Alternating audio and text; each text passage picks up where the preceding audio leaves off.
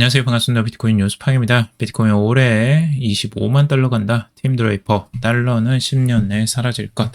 이라는 기사 먼저 전해드리도록 하겠습니다. 도움이 되신다면 좋아요, 구독, 댓글, 알림 설정하셔서 최대한 빠르게 정보 받아보시길 바라겠습니다. 올해 25만 달러를 비트코인을 예측하고 있는데 25만 달러는 하나로 약 3억 4천만 원 정도에 지금 해당합니다. 그래서 팀 드레이퍼는 달러는 10년 내에 사라질 것이다 라고도 전망을 하고 있는데 그 구체적인 내용 살펴보도록 하겠습니다. 2025년 말까지 팀 드레이퍼는 그 25만 달러 비트코인을 예측하고 있고요.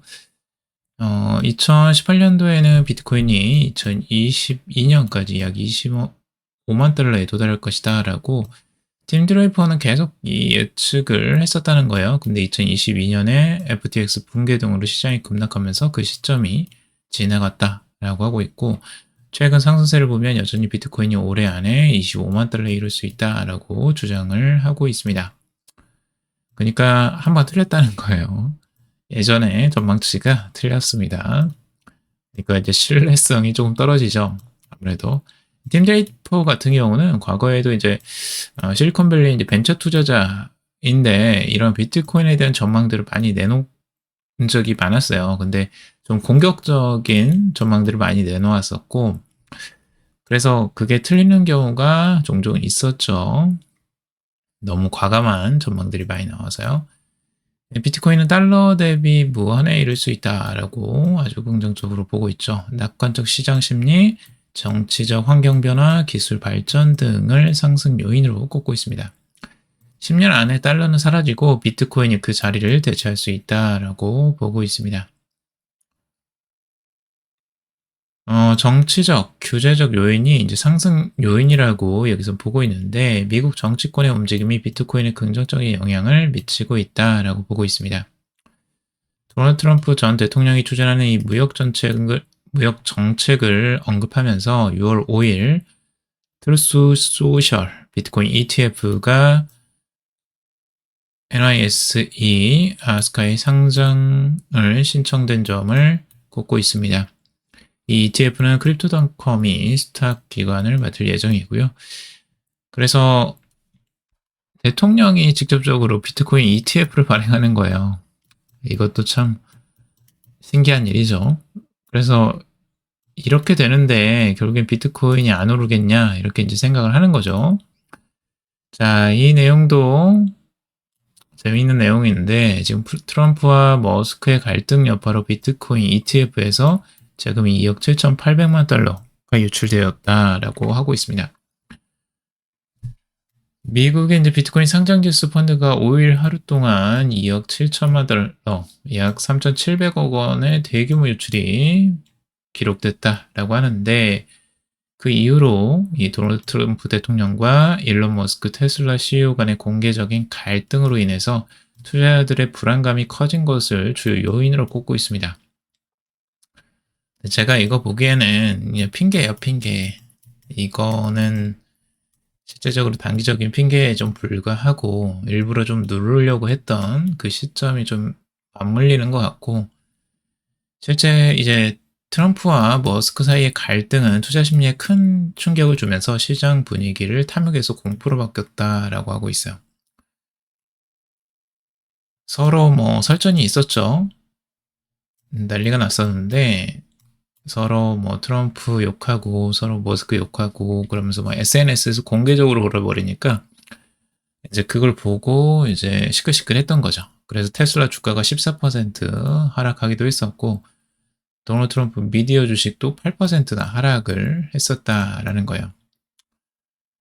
서로 싸우면서 이제 주가까지도 이제 폭락하는 여러 흐름들이 나왔는데 오히려 근데 이더리움은 연속적으로 자금 유입이 계속 되고 있어요. 14일 연속. 이더리움이 얼마나 지금 강한 흐름들인지 좀 보여주는 반증이라고 볼 수 있는데 이더리움 ETF 같은 경우는 이 비트코인 시장의 흐름과 대조적인 양상이다라고 하고 있습니다. 현물 기반 이더리움 ETF가 6월 5일 30만 달러가 유입이 됐고 14일 연속 순자금 유입을 기록했습니다. 비록 이전보다 유입 규모는 줄었지만 투자자들은 여전히 이더리움의 네트워크 강점과 장기적 가능성을 주목하고 있다라고 하고 있습니다. 특히 6월 3일에는 1억 940만 달러, 6월 4일에는 5,690만 달러의 대규모 유입이 있었다는 거죠. 기관 투자도 증가하고 있고요. 그리고 블랙록은 이번 주 초 5천만 달러어치의 이더리움을 구매했다라는 겁니다.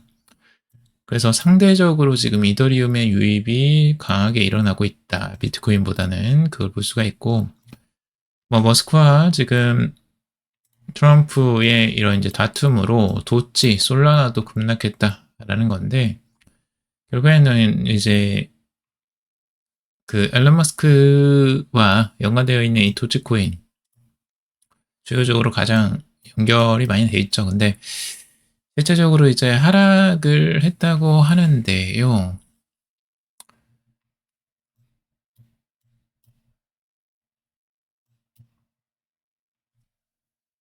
서로 이제 공개적으로 비난을 하고 나서 뭐 전부 다 떨어졌습니다. 일방적으로 이제 비트코인도 떨어졌고 뭐 이더리움도 떨어졌고 다른 알트코인들 대부분 하락을 했었어요.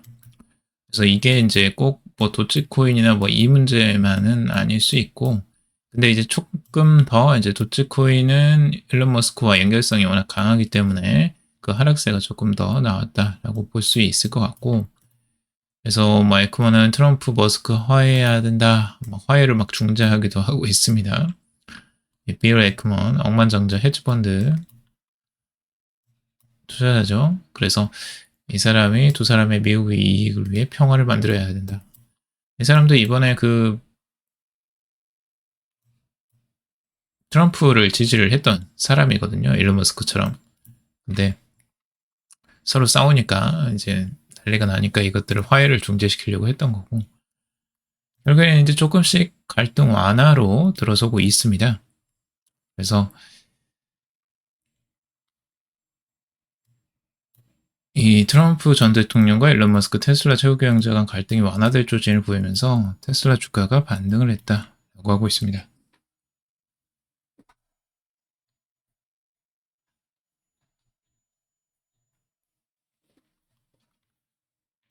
그래서 미국 주식도 이제 사자세로 돌아섰다라고 하고 있고요.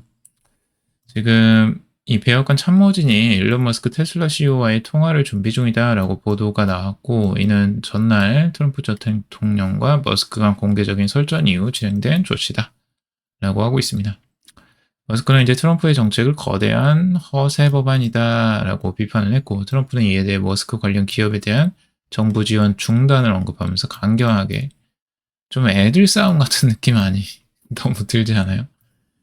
이 애들이 싸우는 것 같은 거예요. 정말 너무 유치하게 싸우고 있다. 둘이 보면. 이게 성인의 싸움이 아니라 애들 싸움이야, 정말. 딱 보면. 진짜 머스크, 너네 이제 거대한 허세 법안이다라고 욕을 하니까 그거에 대해서, 그럼 너네 기업 지원 안 해. 지원 중단할 거야. 이렇게 이제 하는 거죠. 뭔가 한 3살에서 5살짜리 아이들 싸우는 것 같은 느낌입니다. 네, 테슬라 주가는 2여파로 14% 하락했고, 뭐 이런 식으로 주가가 이제 하락을 했는데, 여기에서 이제 통화가 이루어지고, 뭐 화해가 일어날 것으로 보여지니까 이제 다시 반등이 일어났다라고 이야기를 하고 있어요. 근데 이거는 어느 정도 예상이 다 가능했던 부분이에요. 실제적으로 갈등을 뭐 계속 지속시키면서 서로 주가 폭락시키고, 뭐 그 트럼프도 계속 자기네 주가 떨어뜨리면서 이렇게 갈 이유는 없거든요. 서로 싸우더라도 이익이 걸려 있잖아요. 자기 이익이. 트럼프나 뭐 일론 머스크나 서로 자기 이익에 반하는 그 일들을 계속 하지는 못하죠. 결국엔 이건 이제 금방 완화가 됐고, 실제적으로 비트코인도 반등을 했습니다. 금방 반등을 해서 이더리움이나 비트코인이나 뭐 금방 다 반등을 했고요.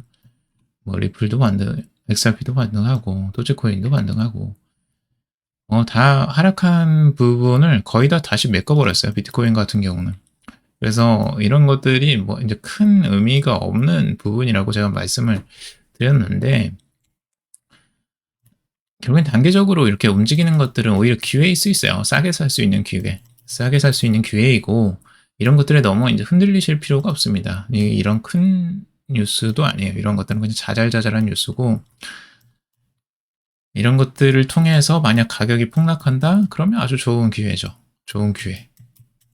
저렴하게 살 수 있는 기회구나. 이렇게 생각하시면 됩니다. 어떤 뉴스를 봤을 때 이게 정말 이제 소음인지 아니면 진짜 유용한 정보인지를 우리가 구분할 줄 알아야 되고 이게 장기적으로 영향을 줄 수 있는 건지 아니면 단기적으로 그냥 살짝 충격만 주는 효과가 있는지도 우리가 보는 눈이 있어야 됩니다. 그래서 이제 공부가 필요한 거고요. 이런 부분 때문에 이런 흔들림이 필요가 없어요. 이렇게 단기적으로 보시지 않고 장기적으로 보는 분들은 이런 거 부분에 뭐 크게 흔들림이 없습니다. 다시 회복 그냥 바로 해버리고 이럴 때 오히려 매수를 더 하겠죠. 그래서 지금은 흔들릴 구간이 전혀 없다.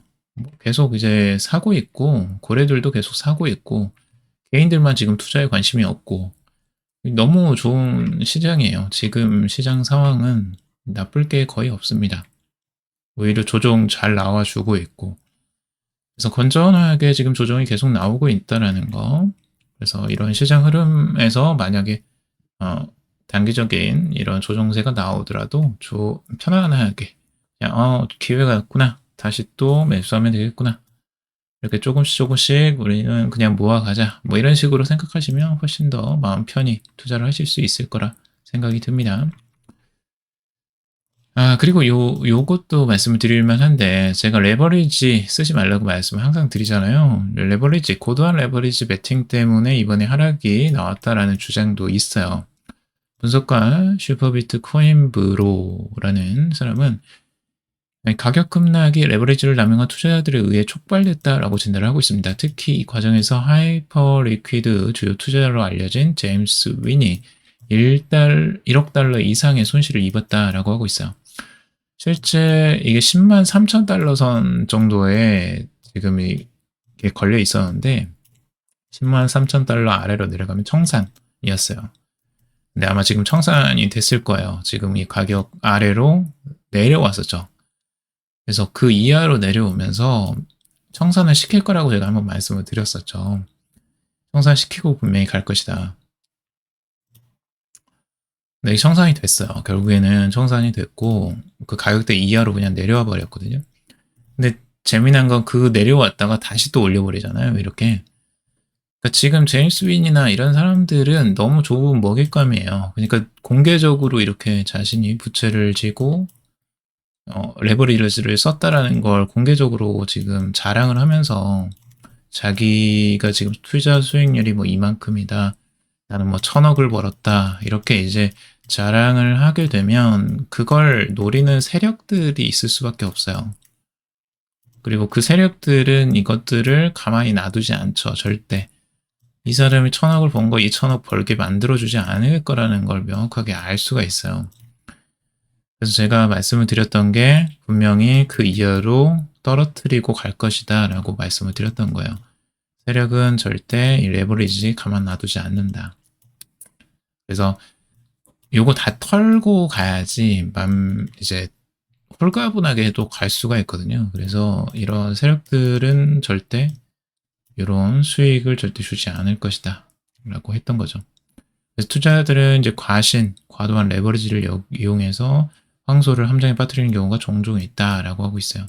이번 폭락이 바로 그런 경우다라고 하고 있고 돌발적인 가격 하락 후 투자자들의 과신을 이용해 매수를 유도하고 결국 추가 하락을 초래할 수 있다는 것. 이걸 우리가 배워야죠. 이것도 절대 과신하지 말자. 겸손하자. 라는 겁니다. 결국에는. 시장을 너무 섣불리 판단하거나 과감하게 이런 레버리지 베팅들을 했다가는 정말 큰일 납니다. 자, 가상자산 시장 구한 김용범, 이재명 정부 정책실장 발탁되겠다라는 기사인데 이 김용범 해시드 오픈 리서치 대표가 이재명 정부의 새 정책실장으로 발탁이 됐다라는 내용이에요. 정통 관료 출신인 이 김영봉 정책실장은 직전까지 블록체인 벤처캐피탈인 해시드의 연구센터 해시드 오픈 리서치 대표를 맡았다라는 내용입니다. 블록체인과 웹3, 디지털 자산 등을 연구한 바가 있다고 하는데 특히 금융위원회 부위원장 시절 가상자산 거래소에 실명 계좌를 발급하는 방안을 마련해 사라질 뻔한 우리나라 가상자산 시장을 구해낸 인물이다라고 알려져 있습니다. 정말 유명한 인물로 여기서 나오고 있는데 이제 정책실장으로 발탁이 된 거예요, 이번에. 그래서 국내에서도 지금 이런 관련 정책들, 디지털 자산에 관련된 정책들이 속도를 낼 수 있을 것이다라고 기대를 모으고 있습니다. 이분이 이제 디지털 G2를 위한 원화 스테이블 설계도를 위한 세미나 기조 연설을 맡기도 했었고 제도화된 원화 스테이블 코인을 조속히 도입하고 그 구조를 우리가 직접 설계함으로써 통화 조건을 지킬 수 있다라고도 이야기를 했습니다. 이 부분 명확하게 말씀드렸죠. 원화 스테이블 코인 굉장히 중요한 부분이다라고 이야기를 했었는데 그 부분을 아주 강력히 주장을 하고 계신 분이고요. 그리고 국내에 이제 1000만 개 이상의 크립토 활동 계좌가 있는데 원화 스테이블 코인이 제도화하는 순간 이들은 결제자이자 참여자가 될 준비가 된 사람들이다. 그러니까 이미 한국은 이런 부분에 준비가 아주 잘 돼 있어요. 암호화폐에 대해서 굉장히 투자를 이미 많이들 하고 있고 계좌가 많이 있기 때문에 스테이블 코인, 원화 스테이블 코인이 나왔을 때 활용할 수 있는 사용자들이 이미 충분히 갖춰져 있는 거죠. 1000만 개 이상. 그래서 이런 부분도 중요하게 지금 보고 있고 2018년에 이제 한국 가상시장 산업을 구한 인물로도 알려져 있어요. 여기서. 그래서 당시 이제 박상기 법무장관은 모든 가상자산 거래소를 폐쇄하겠다고 공개적으로 발표했는데 굉장히 욕을 많이 먹었죠. 근데 이제 당시 금융위원회 김용범 부위원장은 이에 반대하면서 실명 계좌 도입을 대안으로 마련을 했고 그 결과 한국의 가상자산 시장은 극적인 전환점을 맞이해서 생존할 수 있었다라는 거예요. 그래서 가상자산 시장을 살린 사람이다라고 여기서는 이제 이야기를 하고 있고요. 김서준 이제 해시드 대표도 단언컨대 건국 이래 장관급 고위관료 가운데 가장 신기술과 신금융 그리고 웹3에까지 통달한 분이다 라고 아주 칭찬을 아끼지 않고 있어요. 그래서 국내 암호화폐 시장도 좀 기대가 되고요. 자, 그리고 애플부터 에어비앤비까지 이렇게 테크 기업들 스테이블 코인 결제 도입에 관심을 가지고 있다라는 아주 좋은 후재 소식이 또 나왔습니다. 애플, 에어비앤비, 구글, 일론 머스크가 이끄는 X가 스테이블 코인 결제 시스템에 도입하기 위해 암호화폐 기업들과 논의 중이다라는 포춘 보도가 나왔어요. 애플이 올해 초부터 암호화폐 기업들과 협력해서 스테이블 코인을 애플페이와 회사 결제 시스템 인프라에 통합하는 방안을 논의 중이고 X도 스트라이프와 협력해서 스테이블 코인 기반 거래가 가능하도록 하는 방안을 모색 중이다 라고 하고 있습니다.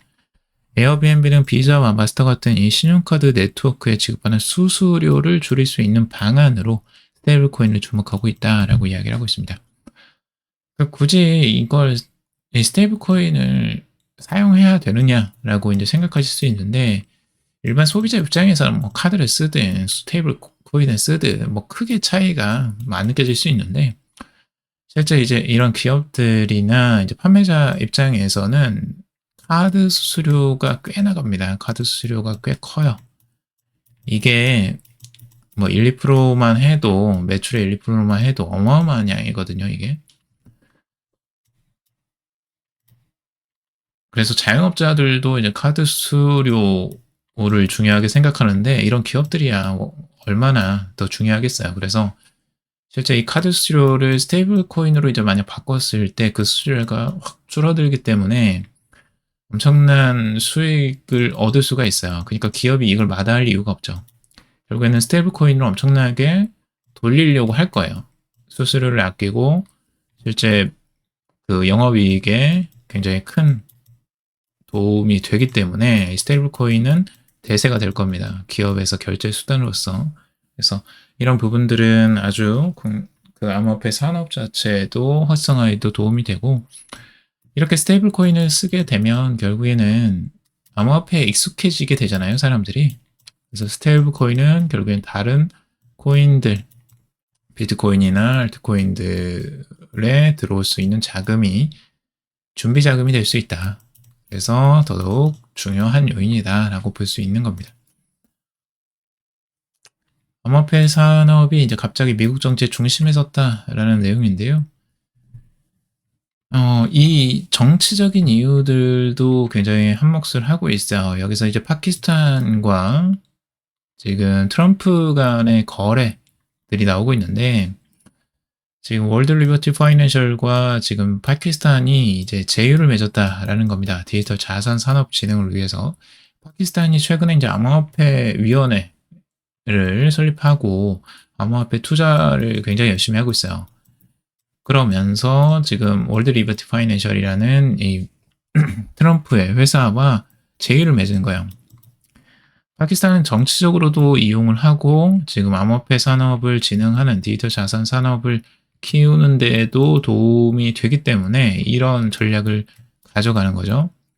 이로 인해서 지금 인도와 파키스탄이 계속 이제 군사적인 충돌이 계속 있었는데, 이때 휴전에 대한 공을 이제 자신한테 트럼프가 돌렸다는 거죠. 인도인들은 이 휴전이 부당할 정도로 파키스탄에 유리하다라고 여긴다라는 거죠. 결국엔 이게 정치적으로 연관성을 가져가는 거예요. 지금 디지털 자산 시장과 정치와 같이 연관이 되어 있는 거죠. 그래서 두 사건은 워싱턴에서 일어나고 있는 혁명의 신호다라고 이야기를 하고 있어요. 암호화폐가 부상하고 있다. 대통령과 그의 아내, 자녀들 모두가 나라 안팎에서 이를 홍보하고 있다. 트럼프가 임명한 규제 당국자들은 이에 대해 더 관대한 접근법을 취하고 있다라고 이야기를 하고 있죠. 자, 아까 트럼프하고 이제 그 일론 머스크가 싸움으로써 암호화폐에 이제 뭐 위협이 되고 안 좋은 거 아니냐라고 말씀을 하시는 분들이 있는데, 절대 그럴 수가 없습니다. 왜냐하면 뭐 트럼프와 일론 머스크가 싸우더라도 트럼프 쪽에서 이 암호화폐 시장에 너무 많은 투자를 지금 이미 하고 있어요. 40% 이상이 뭐 여기서 수익이 나온다고 할 정도로 엄청난 투자가 일어나고 있기 때문에 이걸 트럼프는 놓칠 수가 없어요. 이걸 망가뜨리게 하면 자신들의 사업 자체가 망가지는 건데, 그래서 절대 망가뜨리지 않을 것이다 라는 거고요. 그래서 암호화폐 시장 자체를 계속 확장시키고 성장시키려고 노력을 계속 할 수밖에 없는 상황이다라고 볼 수 있습니다. 자, 오늘 여기까지 정리해봤습니다. 여러분들 도움이 되셨길 바라고요. 도움이 되셨다면 좋아요, 구독, 댓글, 알림 설정하셔서 최대한 빠르게 정보 받아보시길 바라겠습니다. 투자에 관련된 정보들은 참고사항일 뿐이고 조언이 아니니 투자하실 때 여러분들 스스로 꼭 판단하시고 결정하시길 바라겠습니다. 금일도 방송 들어주셔서 감사합니다.